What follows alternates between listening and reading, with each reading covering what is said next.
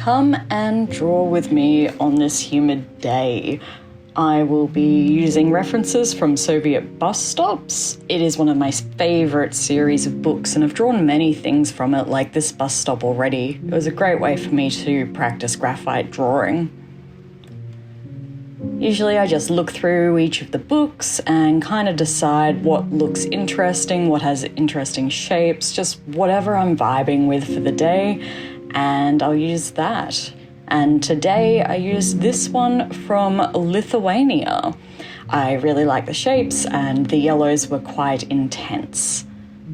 So the tools I am using today are a simple metal ruler, and I'll also be using the graphite powder that I had reviewed last week and showing a great way of how to use it. I will be breaking out one of my lovely rotoring mechanical pencils. You can see my kit here. I've also got the clutch pencil and a black wing. I haven't sharpened him yet, but that will be happening and I'm looking forward to breaking it in. Now for the ground and the sketch setup, honestly, I just skipped through most of this because it's not that interesting to lay down these kinds of things. I draw these semi-freehand as a way to practice. You can see here with my sketch, it is super rough. I've mostly just tried to get proportions and simple vanishing points reasonably accurate. I'm less going for exactness and more going for the feeling of what this bus stop is. And this is where I break out the black wing. Now, I like to put down a lot of the darkest shades first because they will eventually get covered over and over again in this whole process. So I've sped it up. It's not as interesting. If you're doing something similar, just go in, consider some of the darker tones, and your eyes will begin to fill in some of the details for you. Now, I had lost this for a little while and I remembered it was in my pencil case, the Mono Zero eraser pen thing. And I've got a great example of how to fix mistakes when you've applied a ground like this with the graphite powder. So you can come in with the eraser, getting rid of some of those harder details, which is honestly quite embedded. I pressed quite hard like an idiot. And you can rub over just a little bit of like a graphite-laden cotton bud. So I've just come back in here, back with the black wing, and really emphasizing certain lines, the structure of the bus stop. Filling in some of the shadows. I kind of jumped the gun there. I really wanted to get into erasing because it's one of my favorite parts, but it wasn't quite there yet. I realized I really had to go back through and concentrate on those darker shaded aspects.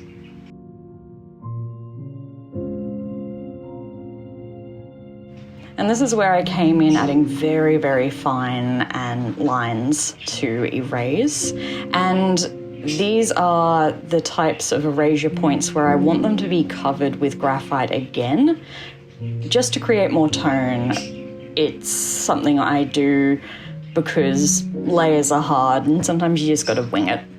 Keeping the tip of the eraser clean. If you're using a regular eraser, just making sure it still has a sharp point and those little gribblies that come off it are nice and clean in a way. But I like this pen type eraser because I can treat it like a pencil. When I go in with it, I treat it like it is something I'm drawing with. I might be reducing things with it, but I'm concentrating on making sure that it still lines up. It's, textures can be created with an eraser. But yeah, this is more of a fine erasing process where I'm going in and really considering where all the final erasure points will be.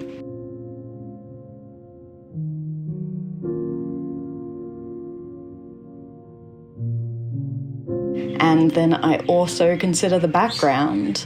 Now, I had put the ground down on the background because as much as the reference shot has just a plain grey background, it doesn't really suit the drawing that I'm going to be doing. It works better in a photograph. So I put down the ground and I create a textured sky with a kneaded eraser by just kind of scrubbing it along, pressing and then lifting, and creating mottled clouds to try and make it a bit more depthful. You can use the eraser to add some mottling to other places that'll have texture, like I do here for the grass portions. And I also consider the foreground of the background, where they are going to have different shades.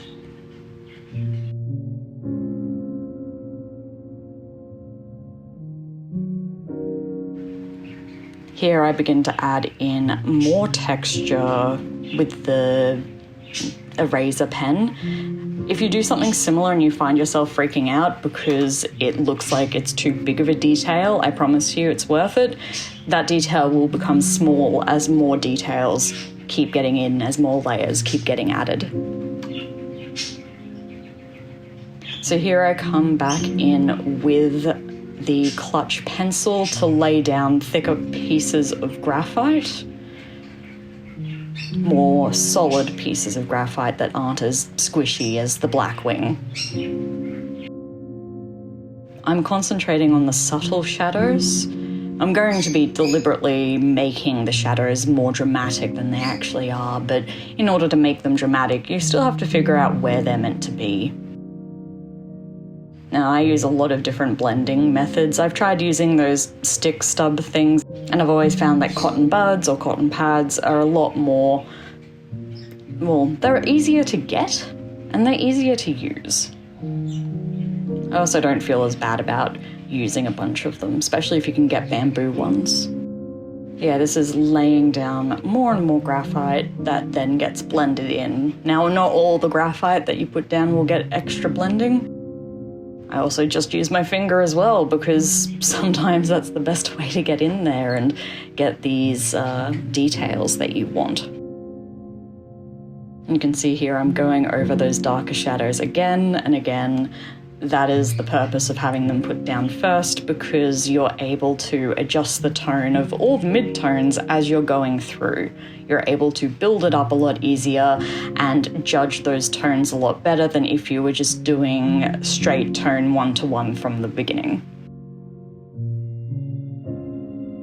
I got a little bit caught up in this bit because it's a very odd position of this wall where you've got light illuminating it in a different way than it's being perceived from inside of it. The light illumination goes through and the bus shelter itself is throwing that shadow, and it's a very subtle shadow, a bit too frustrated to get it, honestly.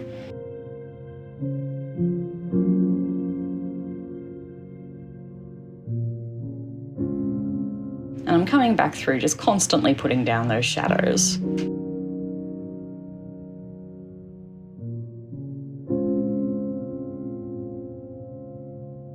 Can't forget the corrugated iron on top of the little hut.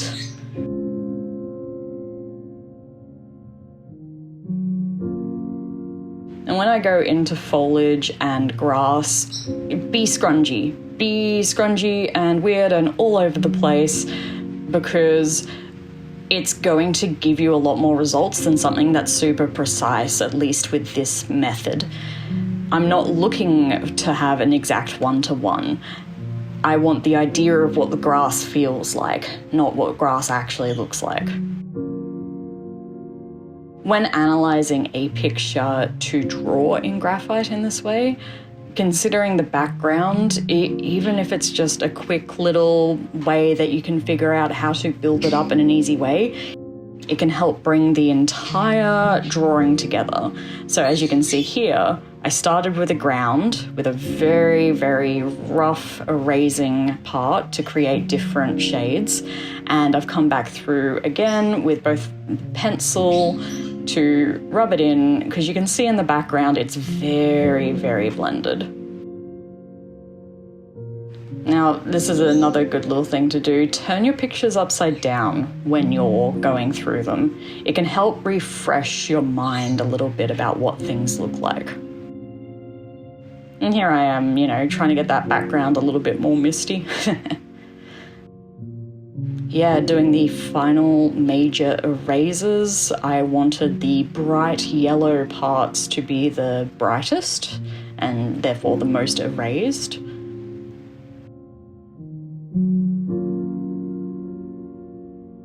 More scrunginess. Scrunginess is best if it's built up.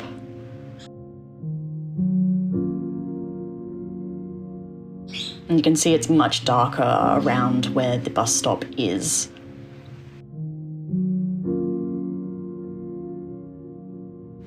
Yeah, coming through with my darkest darks and tiny details that do not have to be exact at all.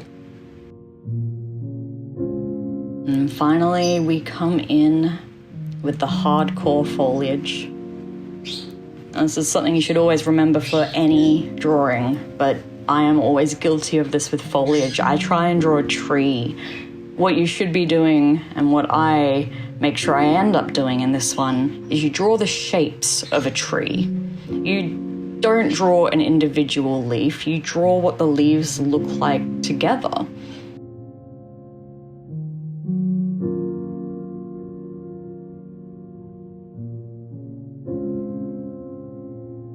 And you can see here I'm not entirely happy with the leaves and the way that it's all sitting as compared to the original.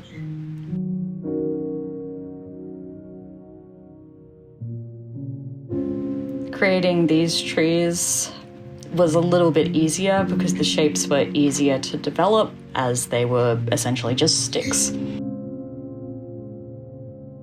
Yeah, here is another example of the illusion of detail, and you can get a lot of thickness and a lot of depth just from making certain parts of the branches a little bit thicker, making them stand out at a few different odd angles, because you can draw a perfect tree, no problem, but trees aren't perfect in nature. So make them a little bit outlandish, make them have a few little weird growths or weird jutting out sticks.